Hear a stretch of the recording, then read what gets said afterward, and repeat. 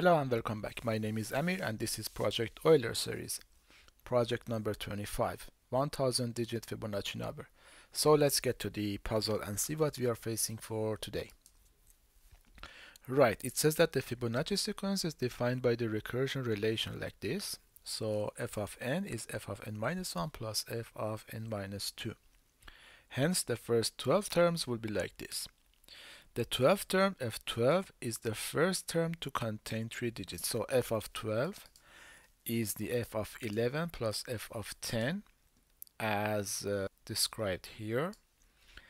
And we will add these together and we get to 144. So this is very well known sequence. So okay, so what is the index of the first term in the Fibonacci sequence to contain 1000 digits? Okay, so I would think that I cannot be able to use the big int because 1000 digits is a very huge number and will probably not fit in a big int. So we need to come with another idea. So what I came about is have like two arrays, one for the first number and one for the second number, like this. And I would say that instead of writing it like 89, I would write it like 8 and 9. And for this one I would write it like 1 and 4 and 4, and then I will add them as we do in the math class, so to say. So for example 89 plus 1 4 we will put it like this in a math class, and we will say okay, 4 plus 9 is 3. We would write 3 here. We will keep the carrier, which is 1. Then we would add 8 to the 4, which is 2 plus 1 is 3. So we have another 3 here with another carrier 1, and then we add 1 to the 1, which is 2. So our number in the end will be 233. I will do the same here as well. So going from the very right to the very left and then add all the numbers together. So let's start coding then. I will start with these two values which are defined here, and I need to keep track of my index because I need to see which number has the 1000 digits. So we're already in number 2 because f2 is 1.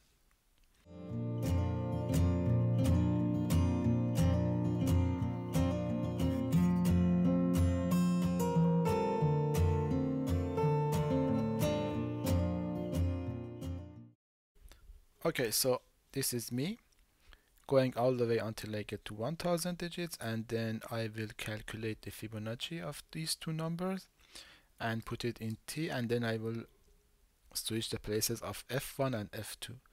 So after one iteration the t will be 2, then f1 will be 1, which is f2, and f2 will be 2.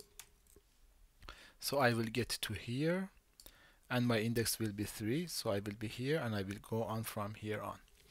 Right, so the only thing that I need to do is to write this function in the way that I described it, so adding the numbers in these two arrays together. So let's do that.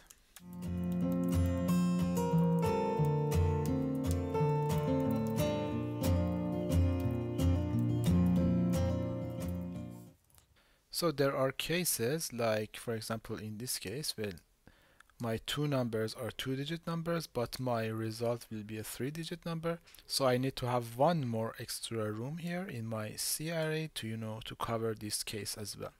Then if, like for example, my first number is 8 and my second number is 13, I would like to add a 0 before this 8 so that I can add all those numbers in an easy way without having an if conditional.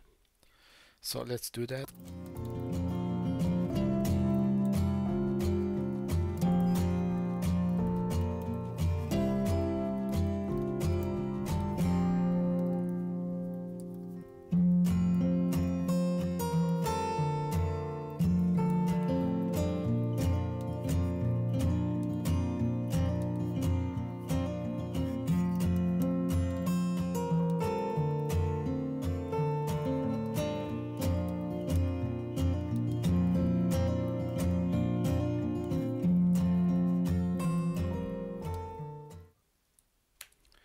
Alright, I'm doing the addition here, and if the number is bigger than 9, then I will subtract 10 from it and add 1 to the number before that.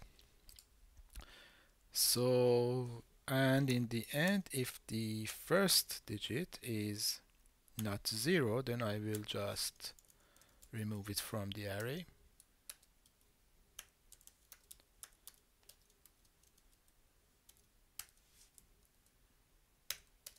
And I will return the C value. Right, so let's check before we go on. I think this should be in a parenthesis, because this will be added to this, and then we'll get to 0, which is not the thing that we want. So we need to check this one and then do the addition. So this is this, and let's run it. Okay, I forgot to log that. So log index here, and then do the same. This is the number. Okay, so yeah, this is about it. The code will always be in my GitHub channel if you want to go and check it. And thank you for watching, and see you in the next video then.